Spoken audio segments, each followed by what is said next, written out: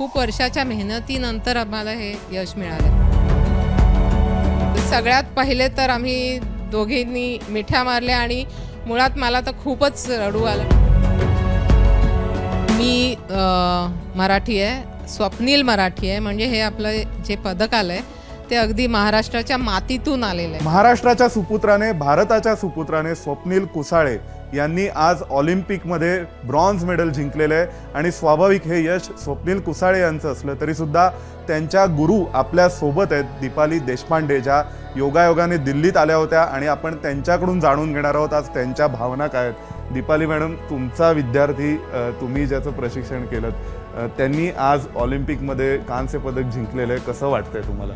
मला खूपच छान वाटतंय, कारण ह्या मुलांबरोबर मी गेली जवळजवळ 10 ते 11 वर्ष आहे आणि त्यांच्या म्हणजे ह्या एवढ्या सगळ्या वर्षांचा त्यांचा प्रवास, त्यांचा स्ट्रगल, त्यांचे स्वतःवर असलेले डाऊट्स आणि हे सगळं मी बघितलेलं आहे आणि त्यांनी किती मेहनत केली आणि हे मेडल त्याच्यासाठी म्हणजे त्याच्या पुढच्या आयुष्यासाठी सुद्धा किती महत्त्वाचं आहे याची मला पुरेपूर जाणीव आहे। त्यामुळे मला खूपच जास्ती आनंद आहे ह्या गोष्टीचा, कारण खूप वर्षाच्या मेहनतीनंतर आम्हाला हे यश मिळालं आहे। सो खूपच आनंदी आहे मी। आणि ज्या पद्धतीने तो खेळला आहे ना, तर जसं त्या क्षणी त्याने ज्या पद्धतीने स्वतःला हाताळलं आहे त्याच्यावरून त्याच्या एक कॅरेक्टरची स्ट्रेंथ जी मला आज दिसली त्याच्या खेळामध्ये, ती मला खूपच आश्वासक वाटते आणि त्याचा मला खूप जास्ती आनंद आहे। दीपाली मॅडम, यावेळी 2 असे योगायोग आहेत। एक तर पहिल्यांदा 3 पोझिशन रायफल शूटिंगमध्ये भारत एक मेडल मिळवतोय, दुसऱ्या बाजूला महाराष्ट्राला वैयक्तिक खेळामध्ये खाशाबा जाधवांनंतर पहिल्यांदा आता मेडल मिळते आणि यांचं प्रशिक्षण तुम्ही केलं, कसं वाटतंय या सगळ्या रायफल शूटिंगचा जो प्रवास आहे भारतीय खेळाडूंचा त्याकडे पाहून?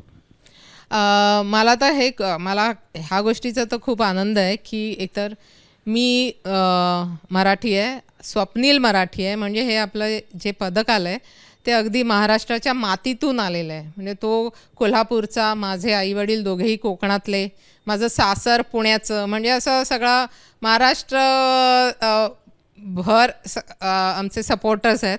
सो मला खूप ह्या गोष्टीचा खूप आनंद आहे की आम्ही दोघांनी मिळून ही कामगिरी केलेली आहे। तर ह्याच्या पुढे म्हणजे हे असं बोलावं लागू नये की इतक्या वर्षानंतर आपल्याला हे पदक मिळालं। हीच कामगिरी सतत चालू राहील आणि भारतासाठी महाराष्ट्राचा पदकांचा वाटा, भारताच्या पदकांमध्ये महाराष्ट्राचा सिंहाचा वाटा राहील, या दृष्टीने जी काही मेहनत करायला लागेल ती आम्ही करायला तयार आहोत। प्रेक्षकांनाही मला सांगायला आवडेल की मगाशी मी म्हणालो की दीपाली मॅडम या योगायोगाने दिल्लीत होत्या, पण हा योगायोग नाही आहे, त्यामागे एक कारण आहे। अर्जुन बबुता हा जो तुमचाच विद्यार्थी काल फायनलमध्ये जाऊन 0.1नी त्याचं म्हणजे अगदी एक मेडल 0.1नी हुकलेलं आहे। याचं दुःख काय असतं हे ज्यांनी रायफल शूटिंग केलं आहे ते सांगू शकतात आणि त्याला धीर देण्यासाठी तुम्ही आज इथे आलेला होतात दिल्लीमध्ये आणि त्यावेळी ही बातमी मिळते की दुसरा विद्यार्थी हा मेडल घेऊन परत येतोय। म्हणजे हा जो एक संमिश्र तुमच्या मनातल्या भावना असतील त्या काय आहेत की एका बाजूला एक विद्यार्थी आपला जो 0.1%नी मेडलला हुकलाय आणि दुसरा विद्यार्थी त्याला धीर द्यायला आपण दिल्लीत येतोय आणि दुसरा विद्यार्थी मात्र मेडल घेऊन येतोय, कसं वाटतं? मी दिल्लीत आहे ह्याचा मला खूप आनंद आहे, कारण कसं आहे माझं हे जे नेमबाजीचं सगळं प्रशिक्षण आणि ही मुलं मला अगदी मी स्वप्नील मराठी असला तरी मी त्याला भेटले दिल्लीतच आहे, कारण मी ज्युनियर नॅशनल टीमची जेव्हा चीफ कोच होते तेव्हा ही सगळी मुलं माझ्याकडे आली आणि तेव्हापासून आम्ही एकत्र काम करतोय। तर हा अर्जुन बबुता, आता माझी ही जी 6 मुलं आहेत म्हणजे ऑलिम्पिक प्रॉबेबल्स होते ज्यांच्यावर मी टोकियोनंतर पूर्ण माझं लक्ष केंद्रित केलं, तर ते सगळे एक आम्ही कुटुंबासारखेच राहतो। म्हणजे ह्या मुलांचे आपसात पण संबंध खूप छान आहेत। तर अर्जुनच्या म्हणजे आज आम्ही आज संध्याकाळी अर्जुनला जरा बरं वाटावं म्हणून आम्ही डिनरचा प्लॅन केला आहे। तर आता स्वप्नीलचं मेडल आल्यामुळे आता ते सेलिब्रेशनमध्ये कन्वर्ट होणार आहे। सो हे मला खूप छान वाटतंय आणि अर्जुनचं जरी मेडल हुकलं ना, तर मेडल हुकल्याचं दुःख थोडं होतं मला, पण ज्या पद्धतीने तो खेळला आणि त्याची सुद्धा म्हणजे हा प्रत्येक खेळाडूचा ना प्रवास खूप खडतर आणि खूप वेगळा असतो. म्हणजे प्रत्येकाला काही ना काहीतरी कठीण परिस्थितीचा सामना करायला लागतो. तर अर्जुनसुद्धा खूप मोठ्या इंजुरीमधून बाहेर येऊन तो ह्या इथे पोहोचलेला आहे. तर मला वाटतं ते पण खूप सेलिब्रेट करण्यासारखं आहे आणि म्हणून ॲक्च्युली मी इथे आले की त्याला हे सांगायला की तू मागे वळून बघ, आता आपण कुठे येऊन उभे आहोत. म्हणजे ती एक खूप मोठी गोष्ट आहे. त्यामुळे मी त्याच्यासाठी पण मला खूप आनंद आहे की ऑलिम्पिकसारख्या स्टेजवर जाऊन तो चौथा आला, ह्याचं आम्हाला दुःख वाटतं आहे. हे खूप महत्त्वाचं आहे. म्हणजे त्या ठिकाणी आम्ही ॲज अ ग्रुप आम्ही तिथे पोहोचलो आहोत. मॅडम, आणखीन एक प्रश्न असा की आज स्वप्नीलच्या वडिलांनी ज्यावेळी माध्यमांसमोर एक प्रेस घेतली, प्रेसमध्ये माध्यमातून देशांना संबोधित केलं, त्यावेळी त्यांना एक प्रश्न विचारण्यात आला त्यांचे गुरु म्हणजे तुमच्या संदर्भात. आणि त्यावेळी स्वप्नीलचे वडील म्हणाले की त्या केवळ कोच नाही आहेत, तर त्या आई आहेत त्याच्या. म्हणजे हे जे शब्द आहेत आणि ही वाक्य आणि कुठल्याही प्रकारची प्रिप्लॅन नव्हती, स्क्रिप्टेड नव्हती. त्यांच्या स्पॉन्टेनियस रिॲक्शन त्यांची ही होती की दीपाली देशपांडे या स्वप्नीलच्या आई आहेत. आज आई म्हणून कसं वाटतंय? काय आहे, ही मुलं माझ्याकडे आली तेव्हा अगदी टीनेज म्हणजे हे 15, 16, 17 वर्षाचे असताना आले. तर आणि माझी मुलगी तेव्हा टीनेजमध्ये एंटर करत होती. माझी मुलगी आता 23 वर्षाची आहे. तर त्यामुळे ह्या मुलांना हँडल करताना मला त्या गोष्टीचा, त्या अनुभवाचा खूप फायदा झाला की ज्या पद्धतीने मी माझ्या मुलीचं वागणं, तिला समजून घ्यायला जेवढी ह्यांच्यामुळे मदत झाली, तसं ह्यांना समजून घ्यायला मला तिची मदत झाली. तर आणि खूप वर्षाचा हा कालावधी आहे ना. 11 वर्षात ती मुलं म्हणजे जसं त्यांचे इमोशनली बदलतात, ते फिजिकल चेंजेस होतात, मेंटल चेंजेस होतात आणि त्याच्यात अप्स डाऊन्स असतात. म्हणजे जेव्हा तुम्ही कोणाच्या यशाच्या वेळी त्यांच्याबरोबर असणं एक गोष्ट आहे, पण जेव्हा ते अपयशी होतात तेव्हा त्यांना जर तुम्ही मजबूत आधार दिला तर ते तुमच्याशी आयुष्यभरासाठी जोडले जातात. आणि तशीच ही मुलं माझ्याशी जोडली गेली आहेत. कारण ते कोणीच नव्हते, म्हणजे त्यांना कोणी ओळखत नव्हते तेव्हापासून मी त्यांच्यासोबत आहे. तर आणि त्याच्या कुटुंबियांनी असं म्हणणं ही माझ्यासाठी खूप मोठी एक कॉम्प्लिमेंट आहे आणि मी आभारी आहे. कारण ह्या स्वप्नील आहे, अखिल आहे, या मुलांच्या आईवडिलांना मी आजपर्यंत काळेगोरे मी बघितलं पण नाही आहे. म्हणजे एवढा विश्वास त्या लोकांनी माझ्यावर टाकला आपल्या मुलांसाठी. तर त्याच्यासाठी मी खरंच खूप कृतज्ञ आहे त्यांची. ज्यावेळी तो क्षण आला की जेव्हा 3 पोझिशन रायफल शूटिंगमध्ये की ज्या 3 वेगवेगळ्या पोझिशनमधून शूटिंग करतात प्लेयर्स, आणि त्या क्षणी जेव्हा तुम्ही ही बातमी ऐकलीत की आता कांस्य पदकावरती नाव कोरलेलं आहे तुमच्या विद्यार्थ्यांनी, तर त्यावेळेस म्हणजे काय त्या मुवमेंट तो कसा सेलिब्रेट झालाय काय त्यावेळेस? मी इथेच होते लॉजमध्ये, गेस्ट हाऊसमध्ये, माझ्या रूममध्ये. माझी भाची आज तिची मॅच होती, सो तिच्याबरोबर, आणि ती सुद्धा शूटिंग करते, त्यामुळे तिच्याबरोबर बघायला मला खूप मजा आली. कारण तिला सुद्धा तेवढाच इंटरेस्ट आहे आणि माझे सगळे कुटुंबीय ह्या मुलांना खूप वर्षापासून ओळखतात. तर त्यामुळे सगळ्यांनाच खूप इंटरेस्ट होता या मॅचमध्ये. आणि मग अर्थातच ती सोबत असल्यामुळे सगळ्यात पहिले तर आम्ही दोघींनी मिठ्या मारल्या आणि मुळात मला तर खूपच रडू आलं. आणि चांगली गोष्ट ही होती की माझी एक फॅमिली मेंबर, माझ्या खूप जवळची माझी भाची माझ्याबरोबर होती. त्यामुळे अर्थातच खूप इमोशनल होते मी त्या क्षणी. आणि खूप म्हणजे मला असं एकदम सगळ्या जगाला असं ओरडून सांगावं असं वाटत होतं त्यावेळी. पण ते काय सगळं जग बघतच होतं हे सगळं, त्यामुळे ते फक्त रूम पुरतंच मर्यादित झालं माझं ओरडणं. पण हो, अर्थातच कारण कसं या क्षणासाठी आपण किती वर्षानुवर्षाची मेहनत असते आणि ते प्रेशर पण, म्हणजे एक ते दडपण पण खूप असतं. म्हणजे त्याची क्वालिफिकेशनची मॅच होती, त्याच्या आधी 2 रात्र मला झोप नाही आली आणि आदल्या दिवशी रात्री तर मला अजिबात झोपही येईना आणि मी उठून बसलेनी म्हणजे मला कळत नव्हतं की मी काय करू. आणि कारण बाकी सगळे घरात झोपलेले असल्यामुळे मी बाल्कनीत जाऊन सगळे दरवाजे बंद करून मी जोरजोरात स्वतःशीच सेल्फ टॉक करायला लागले. जनरली सेल्फ टॉक आपण आपल्याशी मनातल्या मनात करतो, पण माझं मन काही थाऱ्यावरच नव्हतं. त्यामुळे मी जोरजोरात बाल्कनीत जाऊन स्वतःशी बोलत होते. मग डायरी लिहिली. तेव्हा थोडंसं शांत झालं. पण त्या दिवशी त्याने जे क्वालिफिकेशनची मॅच त्याने चांगली केली ना कालची, त्यानंतर मला खूपच म्हणजे मला खूपच आत्मविश्वास होता की हा आता जिंकणार म्हणून. पण एका बाजूला म्हणजे अर्जुन बबुतांनी इतकं चांगलं क्वालिफिकेशनच्या याच्यात परफॉर्म केलं होतं आणि ह्या 7व्या क्रमांकावर होता बहुतेक, म्हणजे मला त्या सगळ्या टर्मिनॉलॉजीजमध्ये फार माहिती नसलं तरी सुद्धा 7व्या क्रमांकावर होता. तो आज आला आणि म्हणजे त्याने कुठेतरी ती गुरुदक्षिणा तुमची कालची आज तुम्हाला दिली का, असं झालं का? कारण काल तुमची टीमही खूप इमोशनल झाली असेल. 7वा असलं तरी मुळात फायनलला क्वालिफाय होणं महत्त्वाचं. कुठच्या रँकवर झाला त्याने काय फार फरक पडत नाही. पण कालचं त्याचं जे शूटिंग बघितलं ना, त्याच्यात ॲक्युरेसी खूप होती चांगली, खूप टाईट ग्रुप्स होते. आणि जेव्हा ॲक्युरेसी चांगली असते तर फायनलमध्ये स्कोरिंग जे होतं डेसिमल स्कोरिंग होतं. म्हणजे जर क्वालिफिकेशन 9-10 म्हणजे 9.10 पॉईंट असे मिळत असले तर फायनलमध्ये 9.8, 9.9 किंवा 10.1, 10.2, 10.9 असं कॅल्क्युलेशन होतं. म्हणजे जितका आत शॉट असेल तेवढा.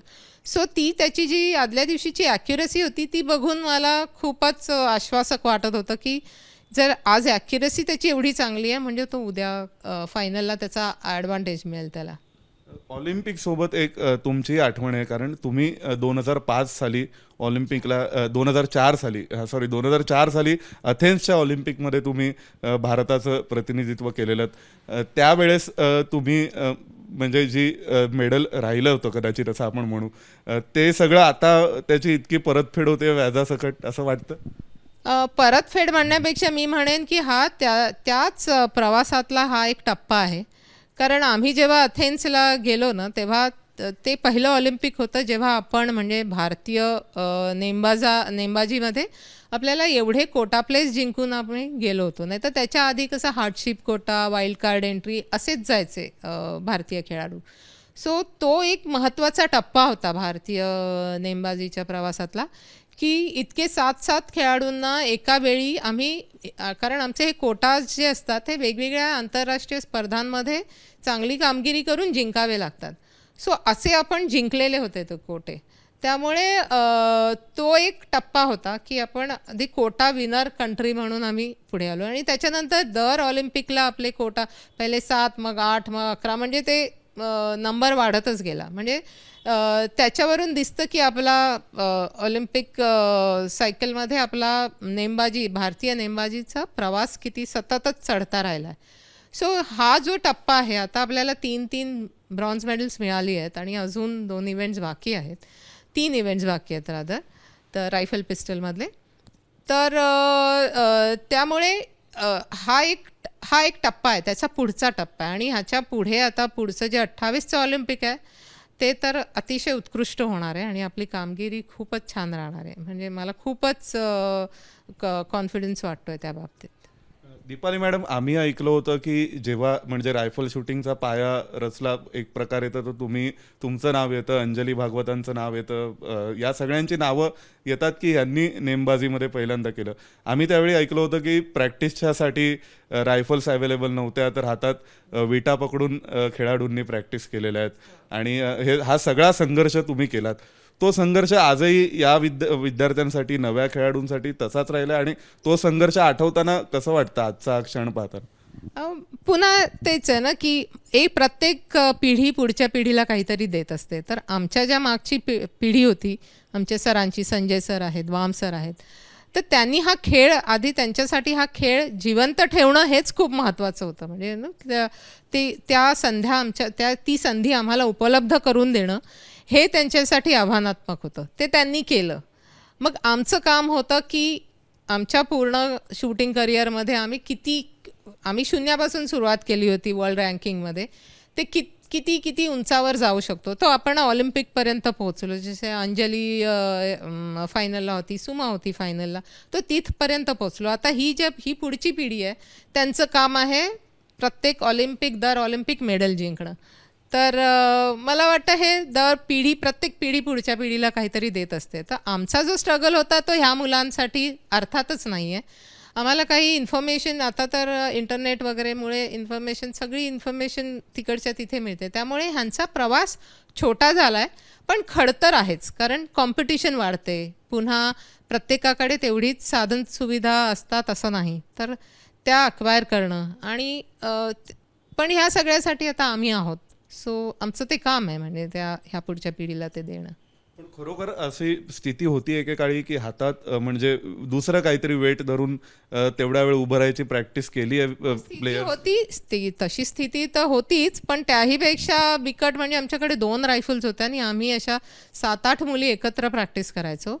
तर आमच्या सरांनी आणि रेंज पण नीटशी नव्हती, 50 मीटर नुसताच प्लॉट मार्क केलेला होता आणि त्याच्यात असं सगळं आपल्या वरळीला ते नेव्हीच्या कोस्टगार्डच्या पायथ्याशी ते दगडधोंडे असायचे.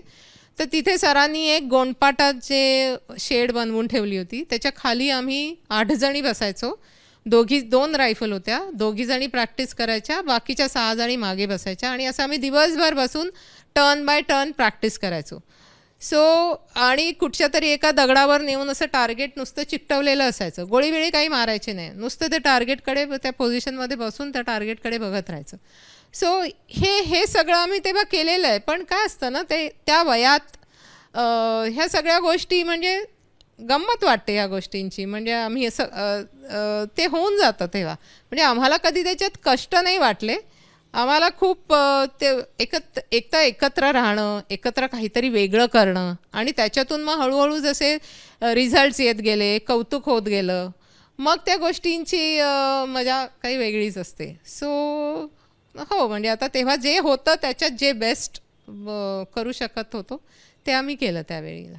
मगाशी मी म्हणजे तुमच्या भाची आहेत त्यांच्याशी भेट झाली, तर त्या म्हणाल्या की तुमचं संपूर्ण आयुष्य हे फक्त खेळ आणि त्याचं प्रशिक्षण आणि या मुलांना सांभाळणं, त्या मुलांना स्वतःच्या मुलांसारखं घडवणं, यामध्ये तुम्ही पूर्ण इन्व्हेस्ट केलेलं आहे.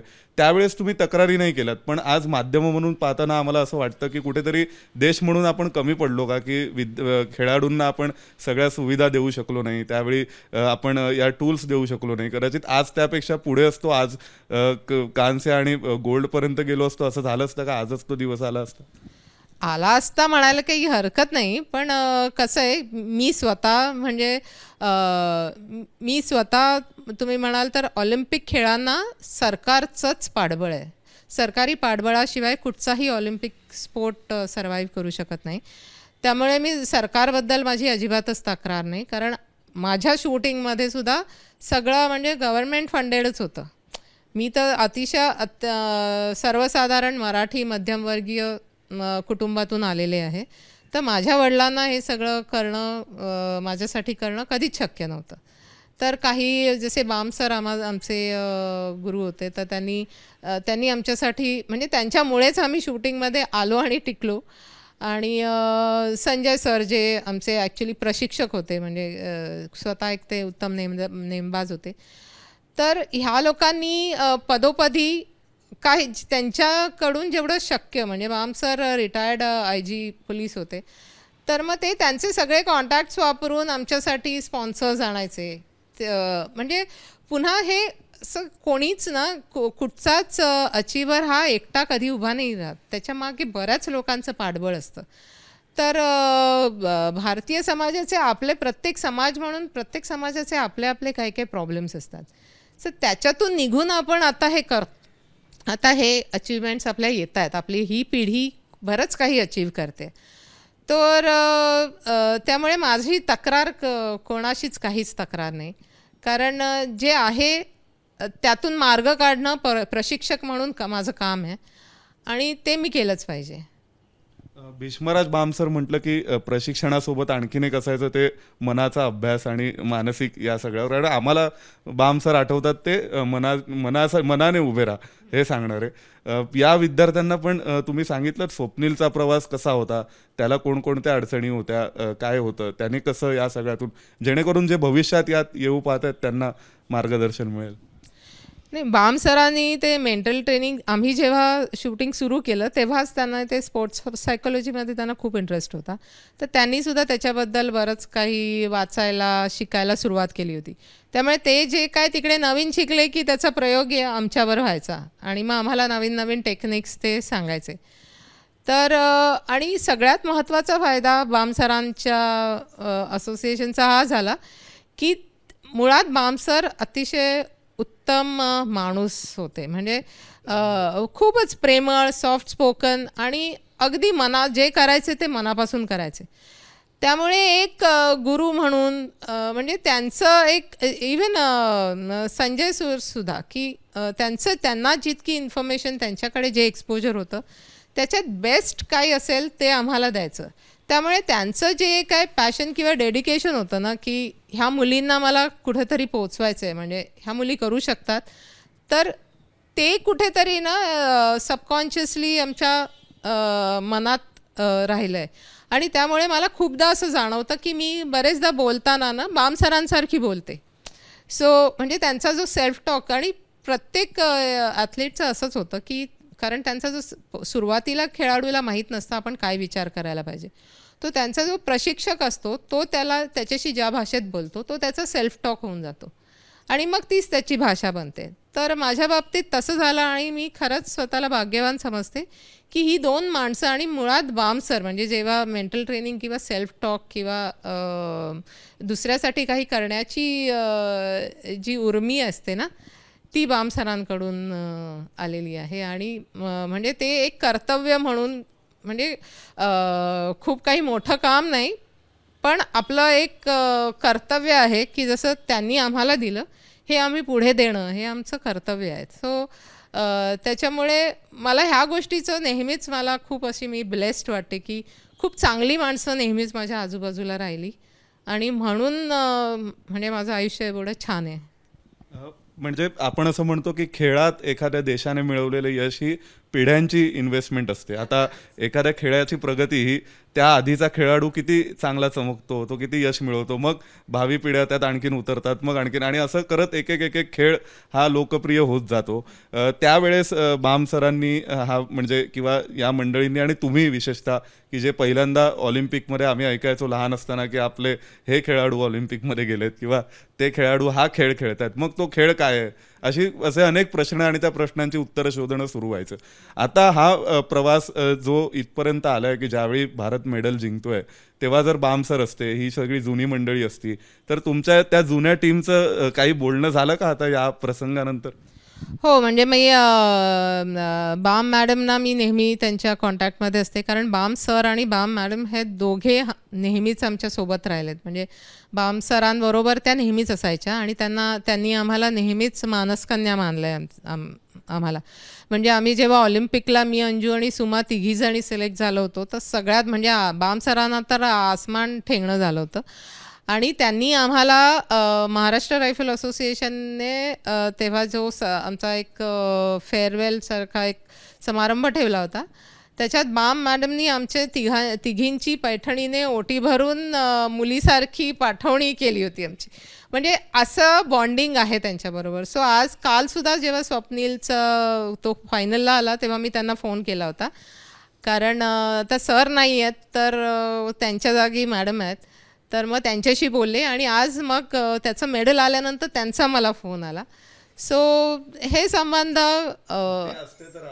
ते त्यांना तर फारच, म्हणजे त्यांचं हे स्वप्नच होतं. म्हणजे त्यांनी इवन हे क्रीडा प्रबोधिनीमध्ये ही मुलं आहेत त्यांच्यासाठी त्यांनी खूप त्यांना हे क्रीडा प्रबोधिनी सेटअप करायला त्यांनी खूप मदत केली, शूटिंगसाठी सुद्धा.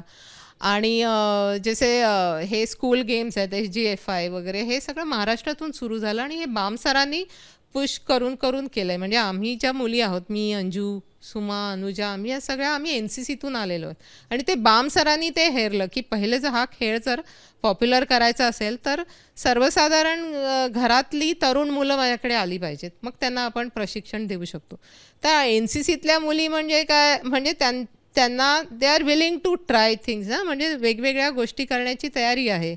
तर अशा मुली म्हणून मग त्यांनी आमच्या ज्या NCC कीर्ती कॉलेजच्या NCCच्या ज्या आमच्या मॅडम होता मेजर PB नाडगे, त्याही अतिशय महत्त्वाकांक्षी, आणि त्यांना असं वाटायचं की मुलींनी सगळं केलं पाहिजे. तर त्यांनी आणि बाम सरांनी एकत्र मिळून त्या म्हणाल्या, मी मुली तुम्हाला देते, तुम्ही माझ्या NCC कॅम्पसाठी यांना ट्रेन करा, म्हणजे माझा पण फायदा होईल आणि मग तुम्ही त्यांना नॅशनलला घेऊन जा, म्हणजे तुमचा पण फायदा होईल. असं करून त्यामुळे आम्ही रेंजवर आलो आणि मग तिथून मग हा सगळा प्रवास सुरू झाला. बाम सरांचं कॉन्ट्रीब्युशन नुसतंच आमच्याच वाटचालीत नाही आहे, एक हे राष्ट्रीय नेमबाजीच्या म्हणजे भारतीय नेमबाजीच्या प्रवासात त्यांचं कॉन्ट्रीब्युशन खूप मोठं आहे. मॅडम, एक टीम म्हणून एक सिक्रेट असतं काहीतरी टीमचं, की सेलिब्रेट कसं करायचं. आता स्वप्नील परत येईल मेडल घेऊन, अजून शक्यता आहे की अजूनही काही मेडल्स मिळतील, तुमचे अनेक खेळाडू तिथे असतील, हे सगळे परततील, त्यावेळी सेलिब्रेशन कसं होणार आहे नेमकं या सगळ्यांसोबत? तसं मी आणि स्वप्नील आम्ही दोघेही सोशली फारच वाईट आहोत. म्हणजे मला एकदम माझं आज तर मी एकदम बावरून गेल्यासारखं झालं की एवढं सगळं अटेन्शन मला झेपतही नाही आणि आवडतही नाही. म्हणजे मला असं एकटं राहायला मला खूप आवडतं, माझं काम करायला, आणि तोही तसाच आहे. पण अर्थातच सेलिब्रेशन, मला तर सगळ्यात मोठं सेलिब्रेशन हेच होईल की माझी ही 6 मुलं आहेत ना, ज्यांच्याबरोबर म्हणजे ही मुलं एकमेकांना धरून राहिली आहेत नेहमी. आणि त्यांनी एक म्हणजे कोणीही जिंकला म्हणजे जसं असतं ना की एक माळ असते, त्याच्यात खूप मणी असते. जसं आमची जी शूटिंगची वाटचाल झाली, मी माझ्या या मैत्रिणी नसत्या तर मी इथपर्यंत पोचूच शकले नसते. तसंच तेच कल्चर मला ह्या मुलांमध्ये आणायचं होतं की आपण एक टीम म्हणून नेहमी एकत्र काम केलं ना की एक दुसऱ्याकडून आपल्याला खूप शिकायला मिळतं आणि एकमेकांच्या खांद्यावर चढूनच आपण खूप मोठं भिंत पार करू शकतो, खूप उंच. तर ह्या 6 मुलांबरोबर सेलिब्रेट करणं हा माझ्यासाठी सगळ्यात मोठं म्हणजे ते मोठं सेलिब्रेशन. ती कंपनी मॅटर्स, म्हणजे ती मुलं ह्या as far as shooting is concern, तीच मुलं माझं जग आहे शूटिंगमधलं सध्या. कोच आणि प्लेयरचं नातं असतंच, पण जेव्हा स्वप्नीलचे वडील म्हणतात, जे तुम्हाला कधी भेटलेही नाही आहेत, की ती त्याची आई आहे, तर मग हे नातं काहीतरी वेगळं आहे. आम्हाला असं नक्की वाटतं की हे नातं वेगळं आहे, या पलीकडे आहे काहीतरी, प्रोफेशनल याच्या पुढे जाऊन काहीतरी आहे. अर्थातच, कारण एवढ्या वर्षाचा आमचा प्रवास आहे, तर त्यात त्यांच्या छोट्या मोठ्या आणि पुन्हा कसं ते साधारण 16-17 वर्षाचे असताना आली ती अगदी टीनेज मुलं, त्यांचे तेव्हाचे प्रॉब्लेम्स वेगळे, मग जसे मोठे होतात, जसं आता अखिल जेव्हा त्याची MBAची परीक्षा आणि त्याची नॅशनल क्लॅश होत होती, तर त्याने घरी फोन केला, आता मी काय करू, हे करू का ते करू. तर त्याच्या वडिलांनी पण सांगितलं, हमें क्या पूछ रहे हो, तुम्हारे शूटिंग के माँ बाप को पूछो. सो हा जो त्यांचा विश्वास आहे ना माझ्यावर, म्हणजे त्याला त्याची काही तोड नाही. म्हणजे ते माझं सगळ्यात मोठा रिवॉर्ड आहे. तर आणि हे वर्षानुवर्ष इतके वर्ष त्यांच्या बरोबर राहिल्यामुळे, म्हणजे ह्याचं जसं कुठचेही रिलेशनशिप एकतर्फी नाही असू शकत, ह्याचं क्रेडिट फक्त मला नाही आहे, ते त्या मुलांनाही आहे की त्यांनी कुठच्याही, जेव्हा मी चुका केल्या त्या माझ्या चुका त्यांनी पदरात घातल्या. माझ्या चुकांमुळे जेव्हा त्यांचं नुकसान झालं तेव्हा त्यांनी मला सोडलं नाही, मला धरून राहिले. तर हा त्यांचा पण मोठेपणा आहे ना. भावी पिढ्या ज्या या खेळात येऊ इच्छितात त्यांना काय सांगाल, शेवटचा प्रश्न? सगळ्यात महत्त्वाचं, भावी पिढ्यांना माझं एवढंच म्हणणं आहे की खेळा, खूप खेळा, आणि आवडलं तर अजून खेळा. म्हणजे मग त्याच्यात मग तुम्ही मोठे मोठे गोल्स ठेवू शकतात, मोठी स्वप्न बघू शकतात, ऑलिम्पिकचं पदक घेऊ शकता. पण खेळ हा फक्त त्या पदकापुरता नाही आहे, तो आपली पूर्ण पर्सनॅलिटी बदलतो. सो सगळ्यांनी थोड्या बहुत प्रमाणात खेळलंच पाहिजे. आणि सो भावी खेळाडूंना, आणि पुन्हा तुम्हाला ऑलिम्पिक पदकापर्यंत जायचं असेल तर जो काही खेळ तुम्ही खेळता तो जोपर्यंत तुम्ही एन्जॉय करत नाही ना, तोपर्यंत त्याच्यात तुम्ही एक्सेल नाही करू शकत, त्याच्यात तो उत्कृष्ट कामगिरी नाही करू शकत. त्यामुळे बरेचदा काय होतं की खेळाडू खेळात येतात, ते मला आता इतकं मोठं बनायचं असं धरूनच येतात, आणि मग जेव्हा पहिल्या दिवशी त्याच्या कुठे जवळपासही कामगिरी होत नाही तेव्हा ते अपसेट होतात. म्हणजे मी माझे इतर शूटर्स जे माझ्याकडे येतात त्यांना मी सांगते की sports should be your passion, not compulsion ना. सो पहिले ते पॅशनमध्ये कन्वर्ट होऊ दे, आणि मग हळूहळू ते आपोआपच त्याच्यात तुम्ही एक्सेल करू शकता. तर आपल्यासोबत होत्या ब्रॉन्झ मेडल विजेत्या स्वप्नीलच्या यशस्वी प्रशिक्षक दीपाली देशपांडे, ज्यांनी आता सविस्तरपणे सांगितलंय की खेळासाठी काय आवश्यक आहे आणि हा सगळा प्रवास भारतीय नेमबाजीचा आज ऑलिम्पिकमध्ये पदक जिंकण्यापर्यंत कसा आलेला आहे. व्हिडिओ जर्नलिस्ट प्रशांत कुमारसह सोमेश कोलगे, ABP माझा, नवी दिल्ली. ABP माझा, उघडा डोळे बघा नीट.